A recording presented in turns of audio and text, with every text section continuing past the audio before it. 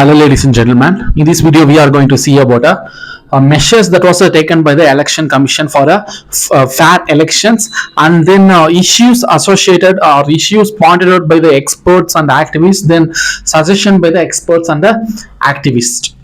So what are the measures that was taken by the election commission for a fair election is that electoral photo ID cards. So photo ID cards was provided by the election commission in 1993, and it was mandatory from the period of 2004. So a photo identity card will consist of a photo of a particular voter and then his personal details like his name, address, date of birth, like that. So cheating will be avoided, fake votes will be avoided to some big extent. So a fake voting process will be avoided.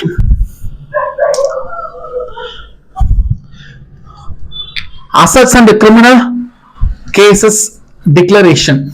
So the person, the candidate who stands in a particular election need to submit its asset details and then a criminal cases that was pending in his name to the election commission. He must need to mention it in to the election commission. So it becomes mandatory provision.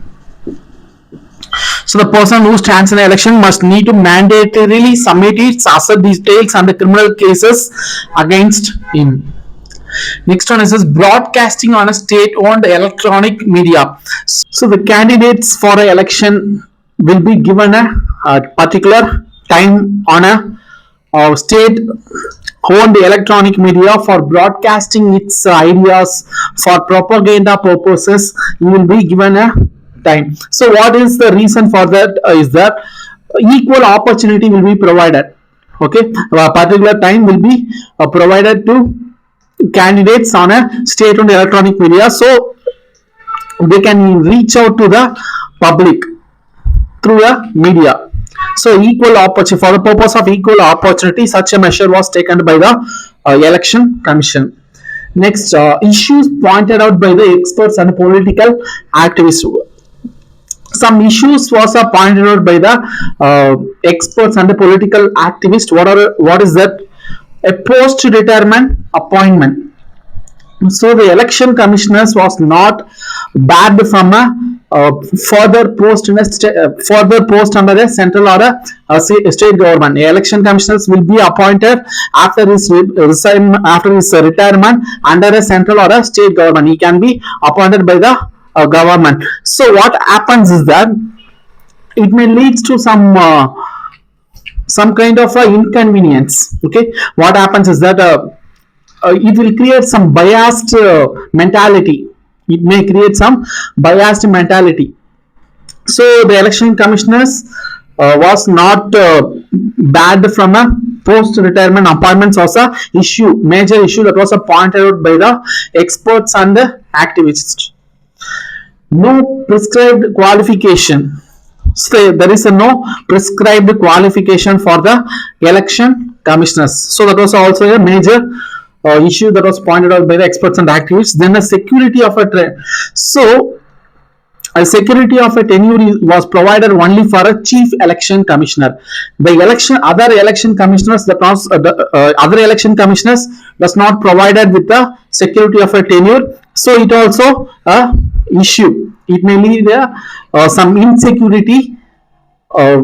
It may lead to some insecurity of for a such person who was appointed as a election commissioner. So there will be a less freedom. If there is no security of a tenure, what happens is that there is a less freedom to perform, less independence.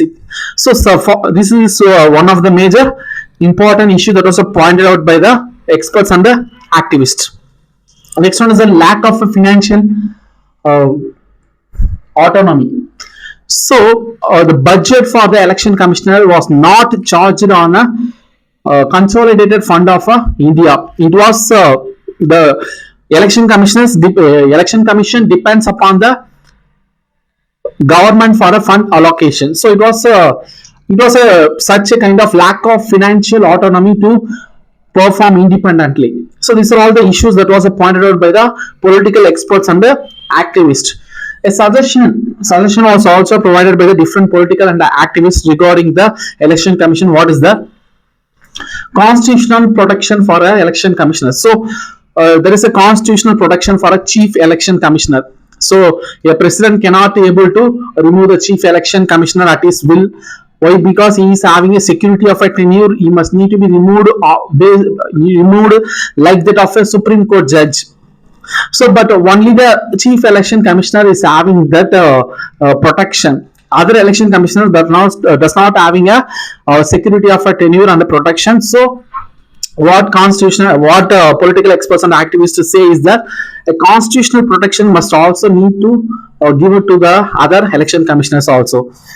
Independent secretariat. So the independent secretariat need to be provided to the election commission, so they can be able to act according to their own rules and the regulation. So that was also a major suggestion. Then expenditure must be charged on a consolidated fund of India. Once the expenditure for the election commissioner was charged on the consolidated fund of India, it was not it must not need to be depend upon the government for a fund allocation. If the expenditure was charged on a consolidated fund of India, the election commissioners does not need to depend upon the government for a fund allocation. He can act independently. It may have a financial autonomy. So these are all the suggestions that was provided by the political activists and experts. So this is what is a election commission and its a function, and its what are all the measures that was taken by the election commission for a free and fair election, and the other important details regarding the topic of a election commission. Thank you. From the next video we are going to see about other constitutional bodies like UPSC and other constitutional bodies. Thank you.